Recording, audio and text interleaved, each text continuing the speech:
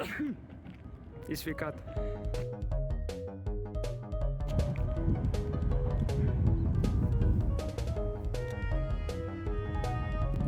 Sveiki, mano vardas Joris ir aš šiandieną jums su savo kolega Eriku, kuris yra už kameros, pristatysime mūsų gimtąjį kraštą Panemunę.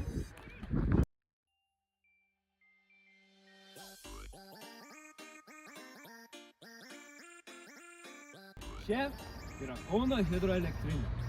Ji buvo pradėta statyti 51 metais, buvo statoma 8 metus ir baigta statyti 59 metais. Ji buvo viena iš didžiausių infrastruktūros projektų pokario Lietuvoje. Elektrinės veikimo principas yra toks. Vanduo yra pakilęs 30 metrų aukštyje ir jisai leidžiasi per 4 pagrindinės turbinas, kurios iš viso daro 100 MW galios. Tai užtenka pusę Kauno apšviesti pilnai su visom šviesom. Tie du kranai, kurie yra matomi ten, yra naudojami nuvalyti visas šiukšles nuo turbinų paėmimo vandens. Taip pat per hidroelektrinės statybos buvo užtvenktas ir senųjų Rumšiškių miestelis. Ir senovės legenda byloja, kad jeigu Nemune ypač trūksta vandens, tu vis dar gali pamatyti senovės bažnyčios stogus kyšančius virš vandens paviršiaus. Tuo pačiu užlipę ant Kauno hidroelektrinės jūs galite pamatyti senąją Nemuno vagą, kuri buvo naudojama statybų metu, kad neužtvindytų statybvietės.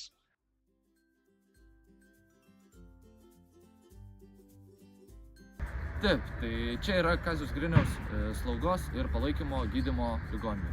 Ji buvo įkurta 1932 metais ir iš pradžių buvo vadinama Raudonojo kryžiaus ligoninė. Ji buvo skirta priimti vaikus, kurie serga tuberkuliozę ir yra iš nepasiturinčių šeimų.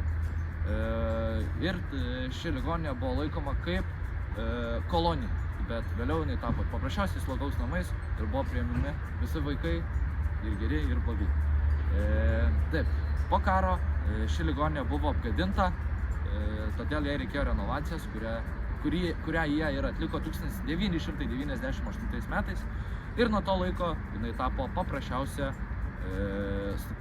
slaugos namais. Ir buvo priimami ir seneliai, ir visokie, nesvarbu ligos, nesvarbu ko, visus dabar čia priima ir globoja. Taip, irgi mažas faktas yra tas, kad dėl šių slaugos namų įsikūrė Vičiūnų rajonas.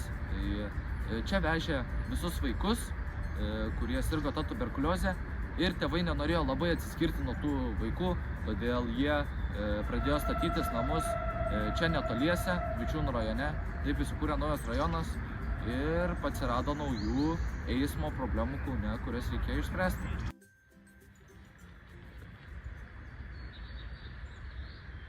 Dėdė Eina. Čia yra Kauno amunicijos sandėlys Panemunės apskrities.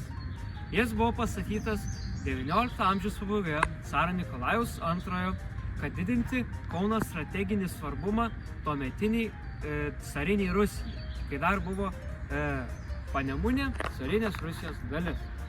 Taigi, šitas fortas buvo pastatytas iš, kaip matote, raudonųjų plytų ir jame buvo laikoma parako, kurio užtektų keliems mėnesiams kovojimų.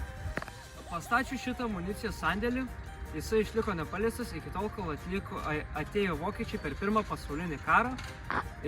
1915 metais jis buvo užimtas ir išliko vokiečių okupuotas iki 1918 metų, iki kol Vokietija pasitraukė iš Pirmojo pasaulinio karo. Jisai per Antrąjį pasaulinį karą neturėjo didelės strateginės įtakos, nes tuo metu jau atsirado modernioji artilerija, kuri gali paprasčiausiai peršauti per fortus visus ir tiesiai į Kauną. Ir 1939 metais atėjo rusai ir užėmė Kauną. Kauno fortai neturėjo labai didelės strateginės įtaigos dėl anksčiau paminėtų artilerijos. Ir kai vokiečiai užėmė Kauną jau 1941 metais, tai tuo labiau neturėjo jokios strateginės įtakos, nes jau pusė fortų buvo susprogdinti atsitraukiančių rusų.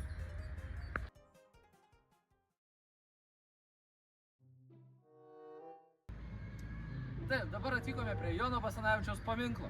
Tai, kai žinot, kas nežinot, Jonas Basanavičius buvo vienas iš didžiausių Lietuvos patriarchų.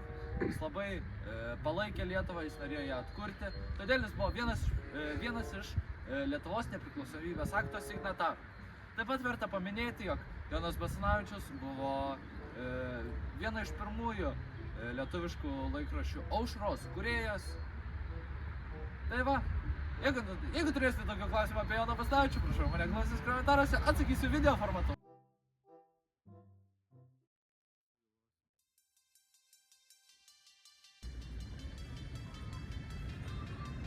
Čia yra Panemunės pramogų centras. Taigi, čia yra Panemunės pliažas ir aplamai Panemunės viena pagrindinė dalis kurorto. Taigi, Panemunė tarpukario laikotarpiu buvo įgavusi kurorto statusą 1933 metais.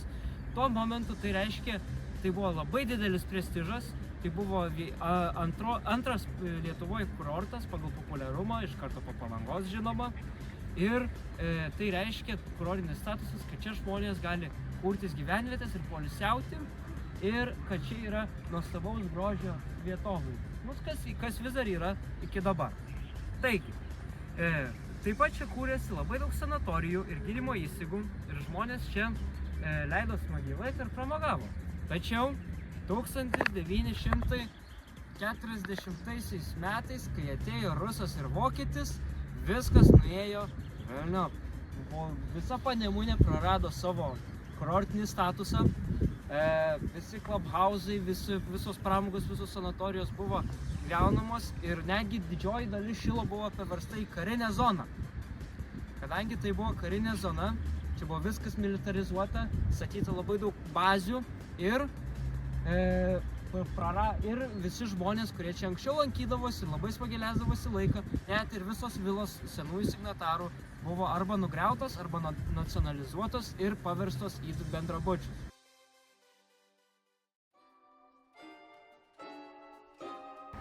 Taigi, atvykome prie Švenčiausios Mergelės Marijos bažnyčios, kuri buvo įkurta 1763 metais. Bet tačiau dėl blogo maketavimo po 11 metų jos visa siena sugriuvo. Todėl ši bažnyčia buvo perstatyta į medinę. Ir galutinai jinai buvo dabaigta 1859 metais. Bet 1907 metais jinai buvo renovuota ir perstatyta į tokią, kokia jinai yra dabar. Taigi, ši bažnyčia išsiskiria savo netradiciniu stiliumi, tai savo kuklumu ir santūrumu. Tai jinai ne taip kaip kitos bažnyčios, jinai neturi nei vieno bokšto, jinai yra iš viso neišvaizdi, ne taip kaip kitos tos visos bažnyčios Kaune. Ir šioje bažnyčioje vyroja neogotikinis ir barokiniai stiliai, kurie dera labai vienas su kitu. Taip pat, manau, verta pabrėžti, jog šita bažnyčia yra skaitoma kaip seniausias pastatas visoje Panemunėje.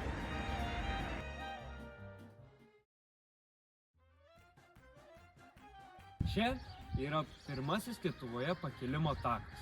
Tarp dabartinės Upelio ir Birutės gatvių Lietuvoje veikia pirmasis Lietuvoje aerodromas, kuriame buvo laikomi dirižabliai ir buvo pastatyti 2 angarai, kiekvienas, kuris laikė po 8 lėktuvus. Taigi, šita gatvė, kurioje mes esame, Upelio gatvė, buvo naudojama kaip pakilimo takas Lietuvos lėktuvams.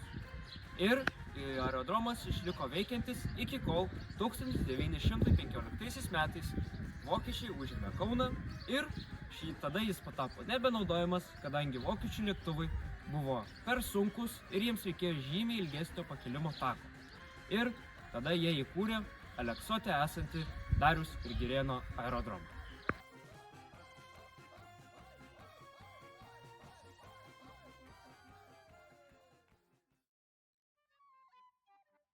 Panemunės kapinės. Norėdami išlaikyti pagarbą iškeliavusiems į dangų, nusprendėme kapinėse nešūkauti ir tiesiog garsą įrašyti ant viršaus. Taigi, kapinės įsteigtos 1917 metais, jose buvo laidomi vietos gyventojai, Lietuvos savanoriai, karo lakūnai, 1941 m. Birželio sukilimo dalyviai, Vyčio kryžiaus ordino kavalieriai ir knygnešiai. Vėliau 1972 metais Kauno miestas iš dalies šias kapines uždarė, nuo tada jose buvo laidojami tik mirusiųjų giminės, šeimos ir palikuoniai. Taip pat kapinėse yra palaidotas vienas iš Lietuvos prezidentų Aleksandras Stulginskis, kurio kapą matote vaizdo įraše.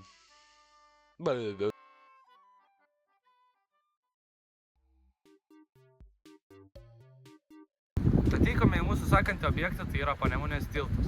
Panemunės tiltas buvo pradėtas statyti 1929 metais ir buvo statybos pabaigtas 1931 metais.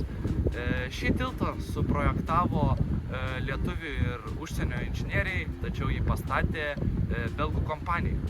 Tai šis tiltas buvo pirmasis tiltas, kuris leido Kaunui ir Panemunei susisiekti automobiliais, tai nekalbant apie nei geležinkelį, nei kalbant apie pėsčiųjų tiltus. Tai buvo strategiškai labai svarbus tiltas, kadangi jis jungia Kauną ir vienas iš pagrindinių karinių bazių, kurios buvo šičia Panemunėje ir už Panemunės ribų toliau. Tai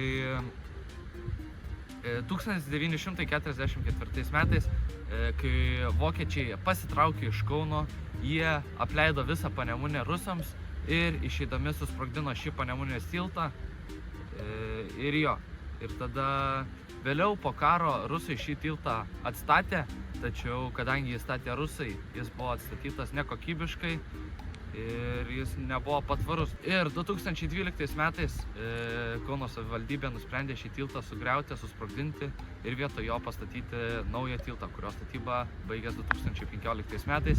Ir dabar mes turime tokį tiltą, koks jis yra dabar.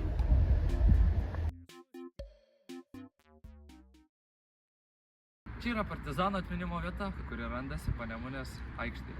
Tai ši atminimo vieta buvo pastatyta Tauro apygardos Birutės rinktinės partizanams atminti. Tai šioje aikštėje, Panemunės aikštėje, antrojo pasaulinio karo metais gulėjo partizanai, nužudyti partizanai. Ir jie buvo paguldyti čia todėl, nes sovietai norėjo įbauginti žmonės, kad jie žinotų, kad priešintis ir padėti partizanų judėjimui nevalia, kad pasekmės yra tiesiog paprasčiausia mirtis. Jeigu motinos atėjusios čia, jos net neidavo čia žiūrėti esančių partizanų, kadangi jeigu jos atpažins, jos bus ištremtos į Sibirą, nes supras, jog ta giminė padėjo šiam partizaniniam judėjimui.